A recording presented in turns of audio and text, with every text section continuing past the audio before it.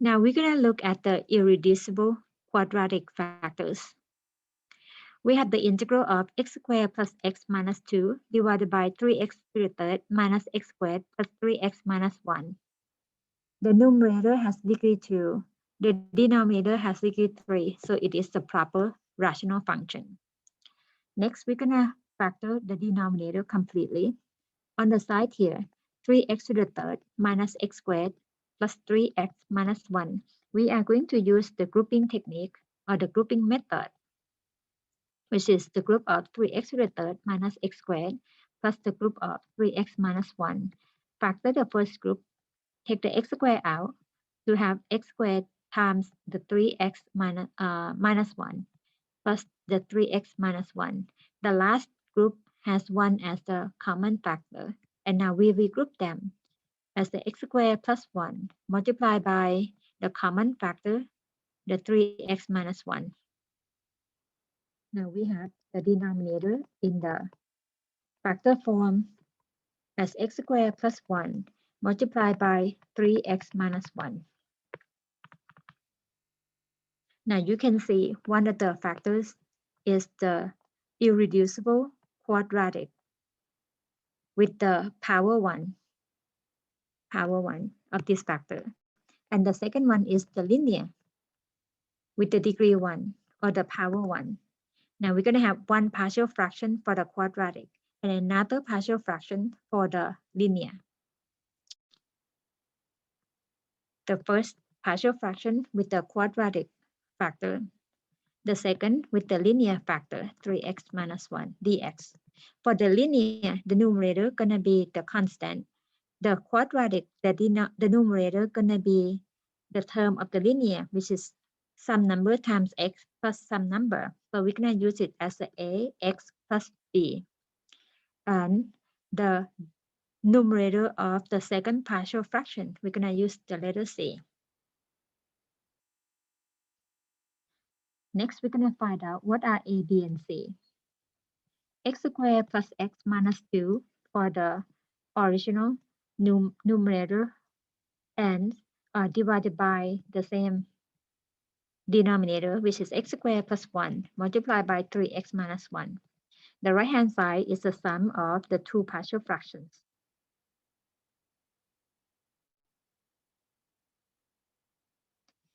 Combine the two partial fractions using the common denominator. So the group ax plus b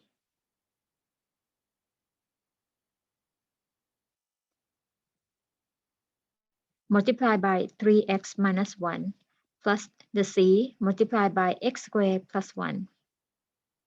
The left-hand side, x squared plus x minus 2 divided by x squared plus 1 multiplied by 3x minus 1.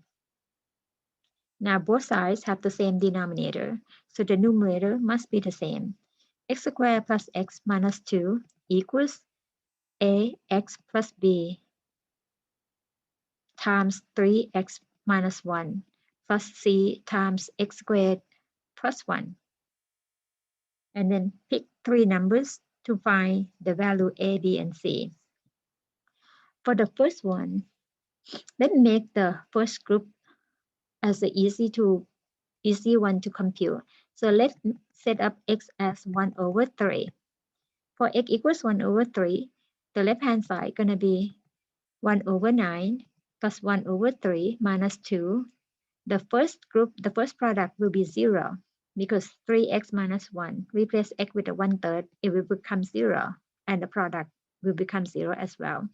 So the second group gonna give you c times 1 over 9 plus 1, which is 10 over 9. Let's clean up a little bit.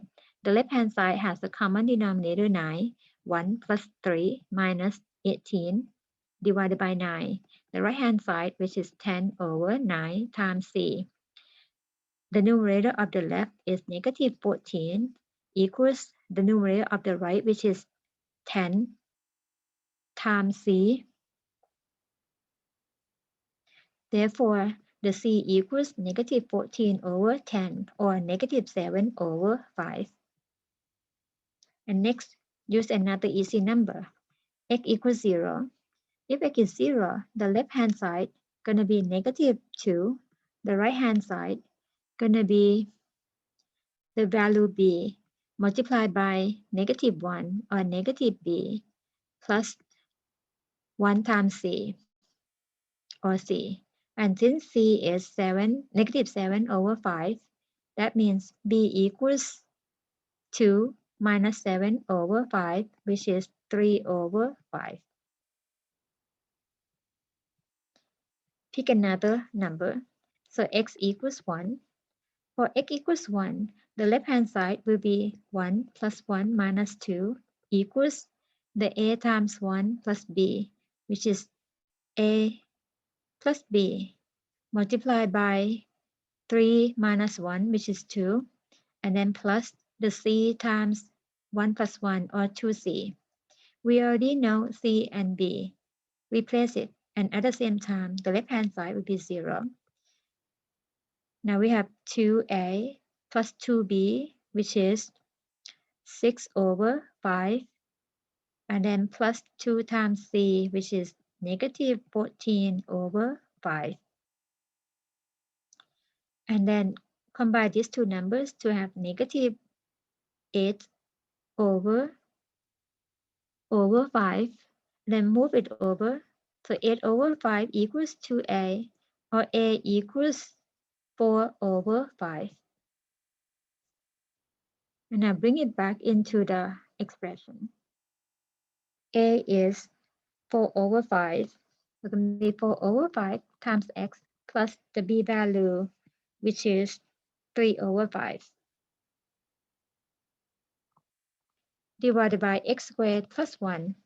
And then the c is negative 7 over 5 divided by 3x minus 1 with respect to x.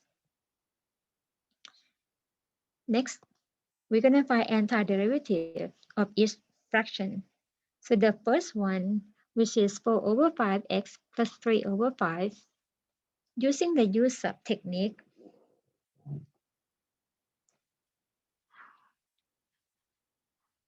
for u equals x squared plus 1, the du would be 2x dx, and no number. So with this, we're going to break it up, the first fraction as the integral of 4 over 5 x over x squared plus 1 dx, and then another fraction become another antiderivative, which is 3 over 5 integral of 1 over x squared plus 1 dx. And the last would be negative 7 over 5 integral of 1 over 3x minus 1 with respect to x. The reason we break it up because if you use a u-sub, it will apply to only the x term, not the number. So we have to break it up into two partial fractions again. And use a u-sub for the first antiderivative. Since du is 2x dx, or 1/2 du equals x dx, so then the first fraction will give us in the form of 2 over 5 natural log of absolute value of x squared plus 1.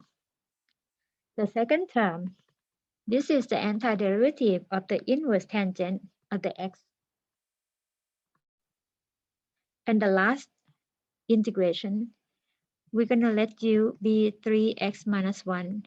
So the differential u is 3 dx, or 1/3 du equals dx.